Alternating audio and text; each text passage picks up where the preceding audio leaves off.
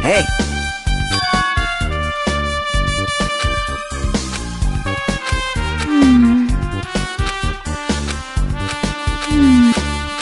You...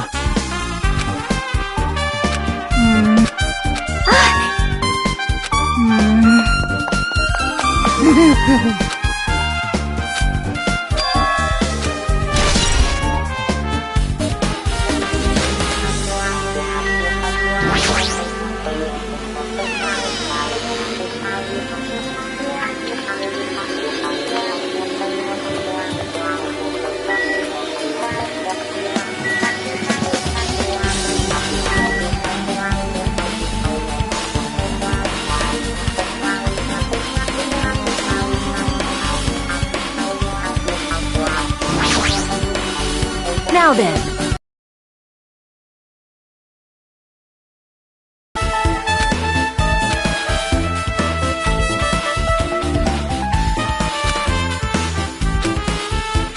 Hey, hey!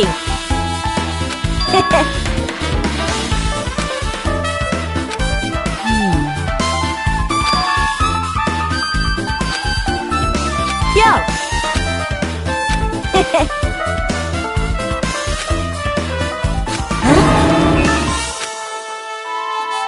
Like...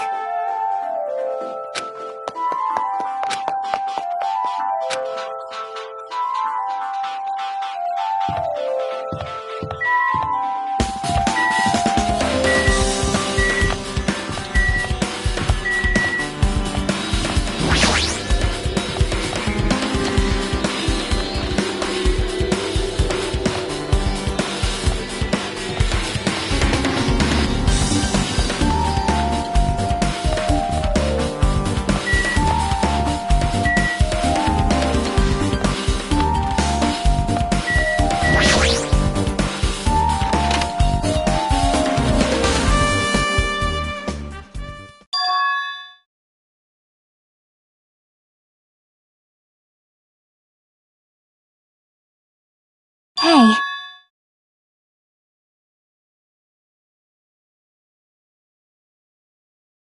'Cause...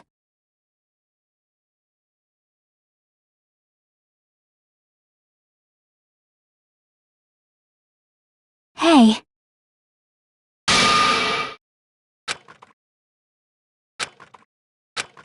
Aww.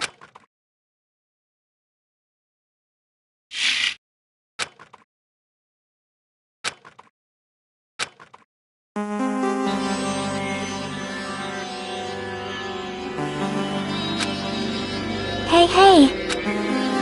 Well? See? See?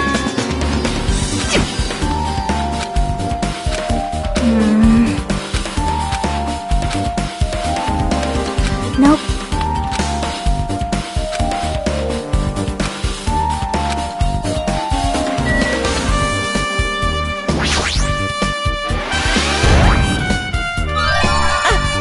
I've been found!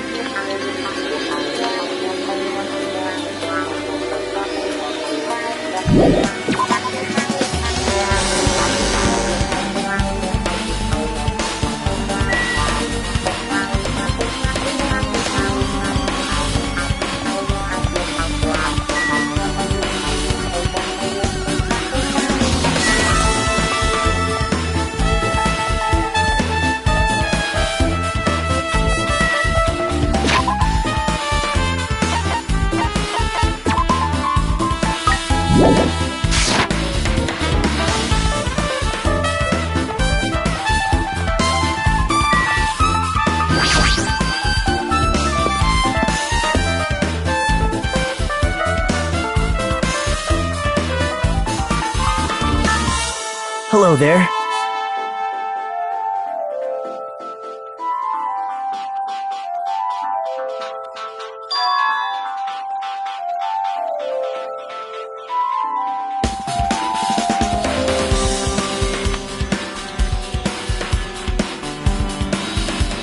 I see. Hey! Did you call me? What?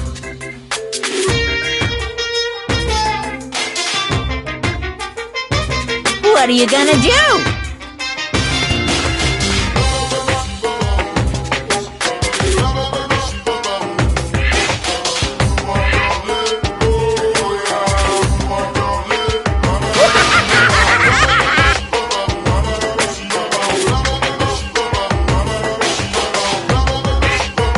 Huh?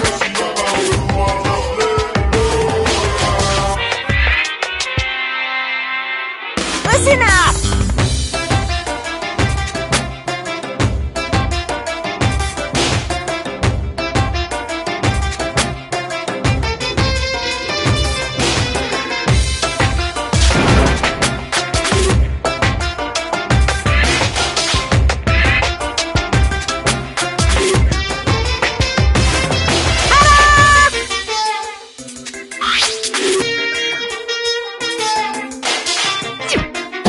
That's...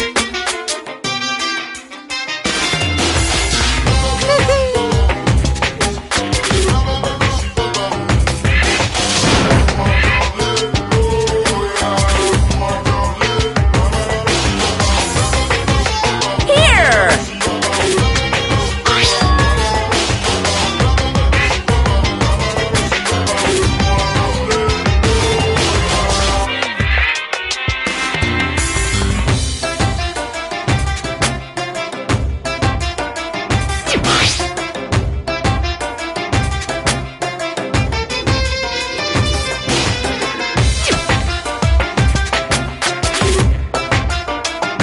Look forward to it, okay? Hey.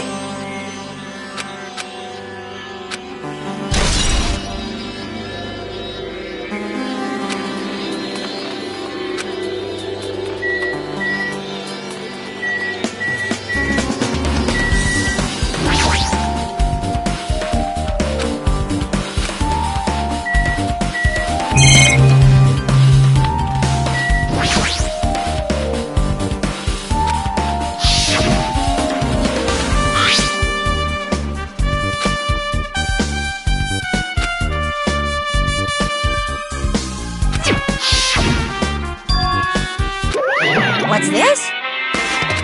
Too bad! You're so stupid! Shocking.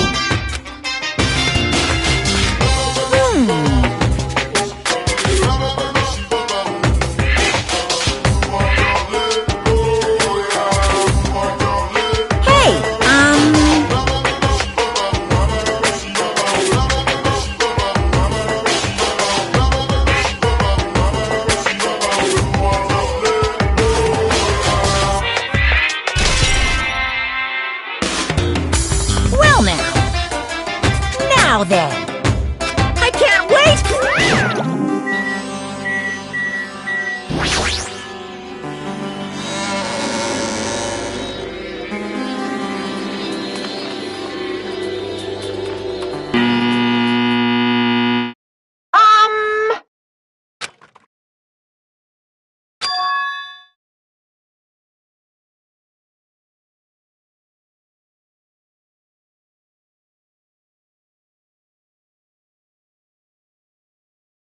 Now, Ben, please relax and enjoy the film.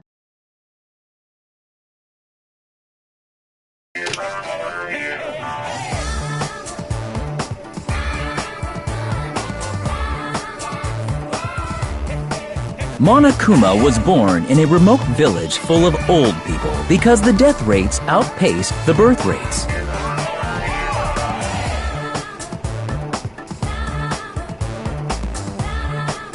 One day, Monokuma was swept up by a tornado created by a helicopter gunship during a routine military exercise, and was whisked away to Monami's country.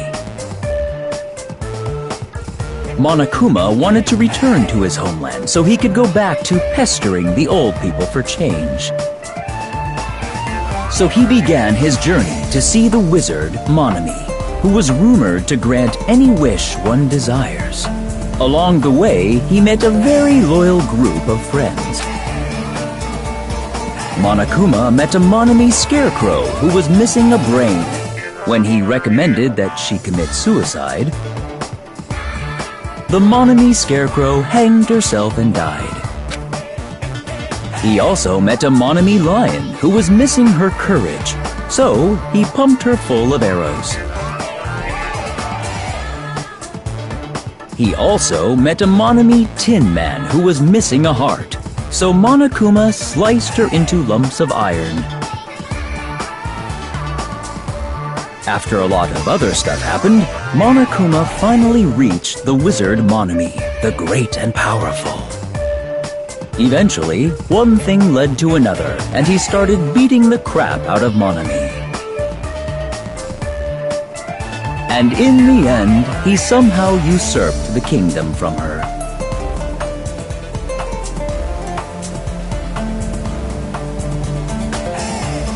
With this, Monokuma enslaved the old people, took their pensions, and lived the rest of his days in luxury.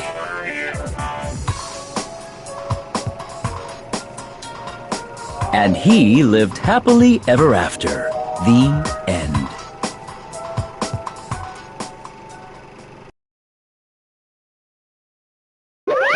Phew!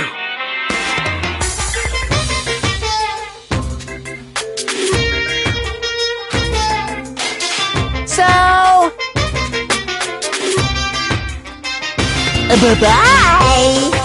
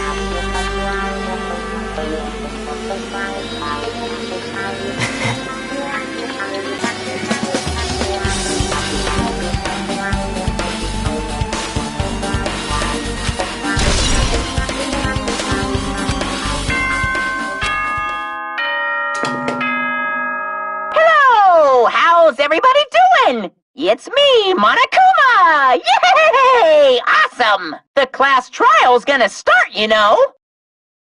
So, make sure you guys come to Monokuma Rock ASAP! I'll see you soon!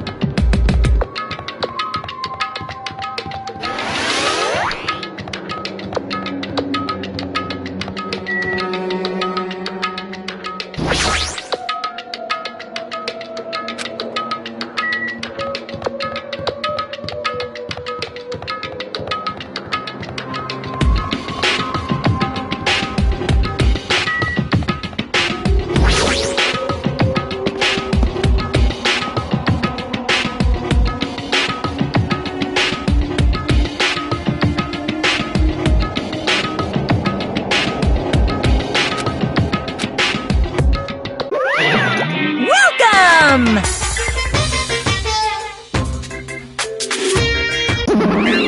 Wait! Monomy's such a dumb child.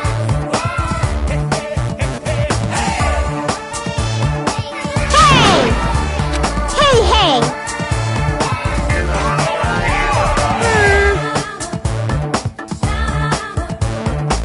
Let's... Anyway... Bye-bye! I won't let you! Hey, hey! Huh?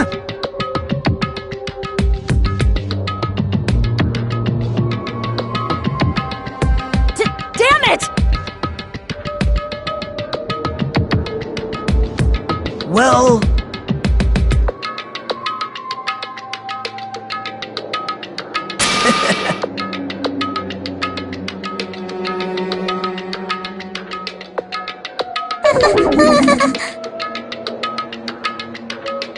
How about it?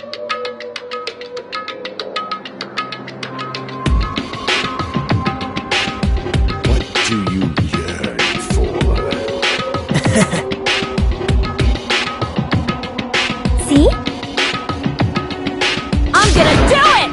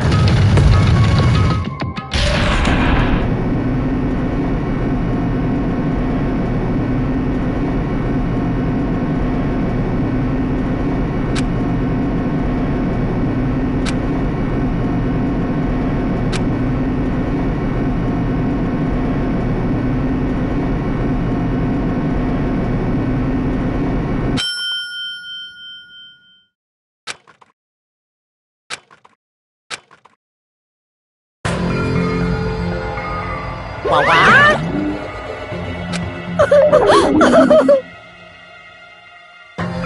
Hey, hey! No, no! Let's... Well now. Yoo-hoo!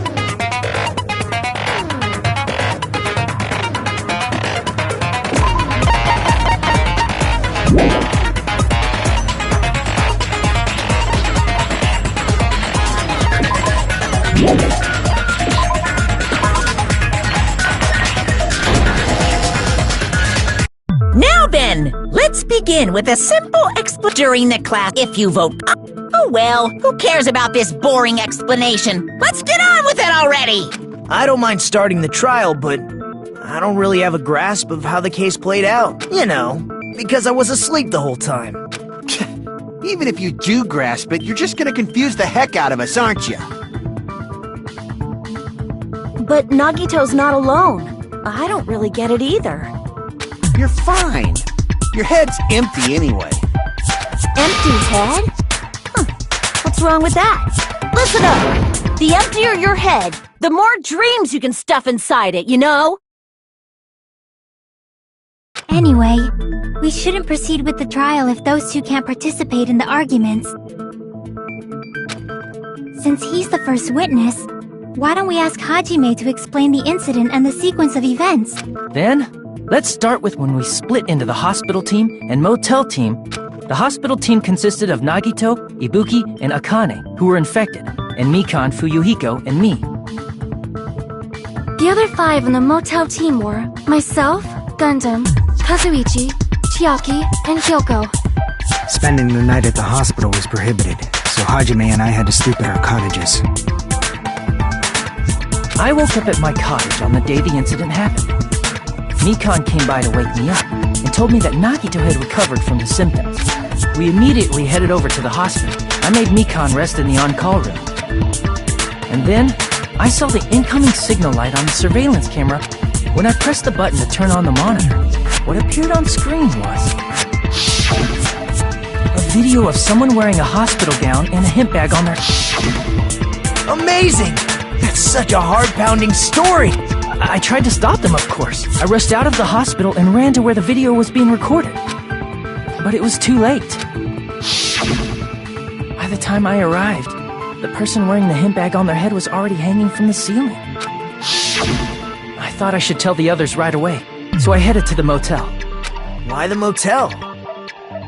Because it was close to the music venue, and unlike the hospital, there were more able-bodied people there. At least, that's what I thought. But the only person who came with me was Chiaki. But I remember feeling a little relieved because not long after, we met up with Mikan and Fuyuhiko. We were also looking for Ibuki's. After I rested for a bit, I started counting everyone at the hospital. And then, I noticed Ibuki was gone. So, I sprinted out of the hospital. Coincidentally, I ran into Fuyuhiko. So I pled with him in various ways to see if he could help me out. Various ways? Don't say it like that and confuse people. After I heard from those two that Ibuki disappeared, I had a feeling she was the person wearing the hemp bag. So I immediately led them to the music venue. But the door wouldn't open, since we had no other... And when that happened, we didn't just find... And not just that. That's when we heard the body discovery announcement. And so, we decided to lower the hanged body, didn't we? When we removed the hemp bag, just as we feared, it was Ibuki. So that's how the case played out. Thank you. I understood it very easily. Well, it's clear what the problem with this case is. When Hajime left the music venue, who... Wait, how do I know anything Hajime just said is true? Sorry, I'm only being impartial right now. And the story I just heard is clearly suspicious. Hajime, if you're the only one who saw the hanging video, and the first one to discover Ibuki's body, then you could be lying as much as you want right now. Lie? Why would I lie? Obviously, so you could make us ignore what might be an inconvenient truth for you. Do you doubt me? If you're not lying, come on, try to prove it to me. Prove you're not the killer.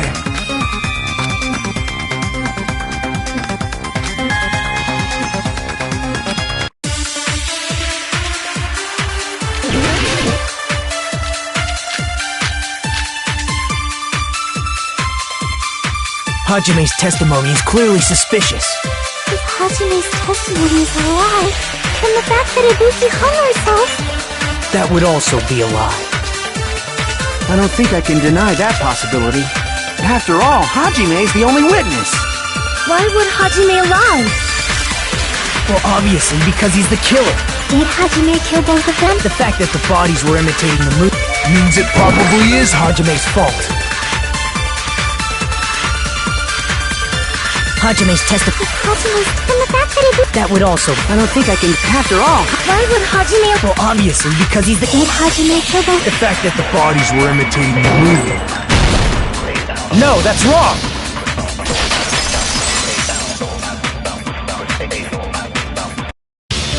I'm not the killer! I mean, there's no way I'd be able to imitate that movie. Of course you're not. I already knew that. Huh? Before the incident, Hajime had never watched that movie. His invitation ticket is proof of that. Each person only received one ticket. Isn't that right, Monokuma? Yes, no mistakes there. Which means there's no way Hajime, who never saw the movie, could commit murders that imitated it. Or did anyone tell him what happens in the movie? Of course no one did, right? Hold on a sec! You're the one who brought this up in the first place! Nagito, what are you doing? Well, since we're opening with your witness testimony, I thought we should solidify the foundation. It also provides a good warm-up. What warm-up? Don't get mad. I just think warming up is really important. Especially since this isn't a game. What a waste of time. Now then, since we know Hajime's testimony is reliable, let us move on to the argument. So this means Ibuki definitely climbed the stepladder all by herself. Yeah, I'm positive. Then that seals it! Ibuki committed suicide! If Ibuki committed suicide, then who killed Hiyoko? A murder coincidentally occurring in the same place as a suicide ain't possible, huh? Like I said before, it's pretty clear what the problem with this case is. The killer murdered Hiyoko while Hajime was gone, so all we gotta do is establish who could have possibly done that. Then let's ask Hajime. I couldn't have been gone for more than 10 minutes. So they killed Hiyoko and taped her up within 10 minutes? That's why the killer stalled for time by making the music venue a closed room. What do you mean, a closed room? The killer blocked the venue door from the inside to... However, that door is the only entrance to the music venue, right? If they blocked the door from the inside, the killer would not have been able to leave either. Yeah, you're absolutely right. Which means, when we broke down the venue door, the killer was still inside. They were? If that's the case, the only suspicious people are those who don't have an alibi for that time. And that's you two! Sonia and Kazuichi! Me too? What the hell? Why's it gotta be us? The others all have alibis. Chiaki, Mikan, Hajime, and I all broke down the venue door together. Gundam met up with Hajime at the motel right before that. And if Akane and Nagito were laid up in the hospital, the only... There's another person who doesn't have an alibi. You know, Nekomaru. Me too! Hey, why are you talking like... Huh? You're kidding, right? You're not up to something weird, are you? Please stop making bad jokes. Anyway, if the killer was hiding inside the venue, we should obviously doubt the people who don't have alibis. What a wicked way of backing us into a wall!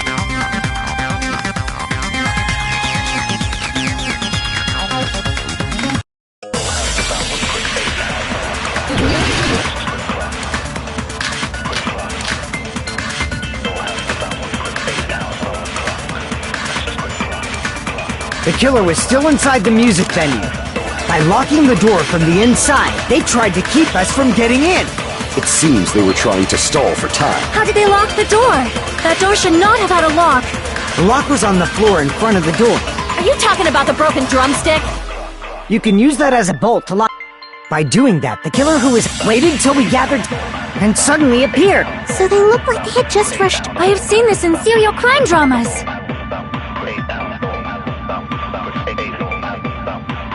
The killer was still inside by locking the door from the inside. No, that's wrong!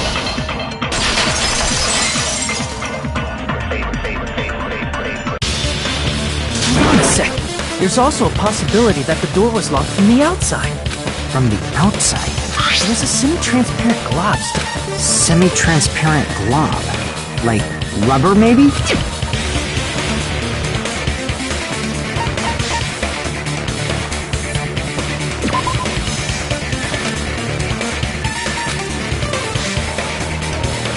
Crap! I see! That semi-transparent glob must have been glue. Glue? Yeah, I think so too. It had a firm, gel-like chewiness. Based on all that, I'm certain it was glue. I didn't know glue was edible. I believe it is not something one typically eats. That glue was only applied to the areas where both doors touched, by pouring it in the gaps of the closed door. And thanks to that, a glob of glue was left where the door was stuck. But if you just stick them together with glue, you'd be able to break down the door easily, you know? That doesn't really matter. The killer only did that to make us think the door was locked from the inside. What'd you say? First of all, didn't that drumstick we found seem really obvious? Almost unnaturally so? It was so obvious that it makes more sense to think the killer placed it as a diversion. Are you saying the drumstick was a trap the killer set on purpose? Then I totally fell for that fucking trap. Apologize to Miss Sonia and me. However, you're not allowed to slice open your stomach this time. In a quarrel, both sides are to blame. That's why it's better to just have no sides at all. So, during the 10 minutes Hajime left the venue, the killer murdered Hiyoko and created a closed space? And they also taped her up after killing her, right? Even quick work has limits. Aww, what unimaginable speed for a slowpoke like me. If they couldn't have done it while Hajime was away from the venue, they must have done it earlier than that. But when Hajime got to the venue, only Ibuki's body was there, right? And when you went back with everyone else. But it's possible that the body was just revealed at that time. Just revealed? Of course, the body wasn't revealed on its own. The killer did that too. Here, I have proof. That scrap of paper. Is that what we found in the baton lighting at the music venue? That's right, but what is this scrap anyway?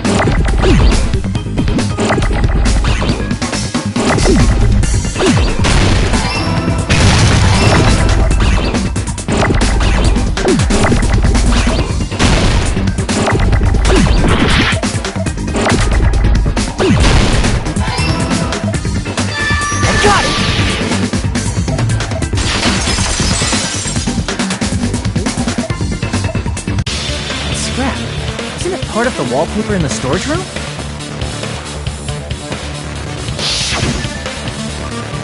In the music venue storage room, there should have been black wallpaper that's the same color as that scrap. There was also a tear along the edge of the wallpaper. You're right. You overlay this. See? It fits perfectly. I see. So the scrap that was caught on the baton lighting was originally part of the wallpaper. And what's wrong with that? Does it have something to do with Hiyoko's body disappearing? A mere nobody like me isn't important enough to answer that.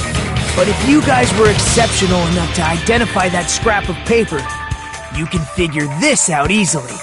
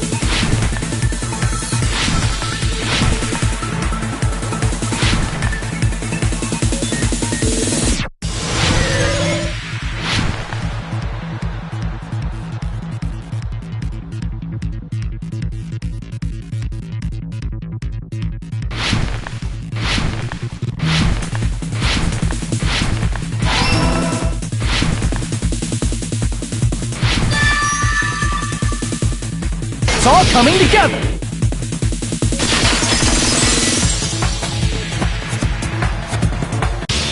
Got it! Hyoko's body was hidden before we found it. But it would have taken quite a long time. No, the body was already taped up in the... What?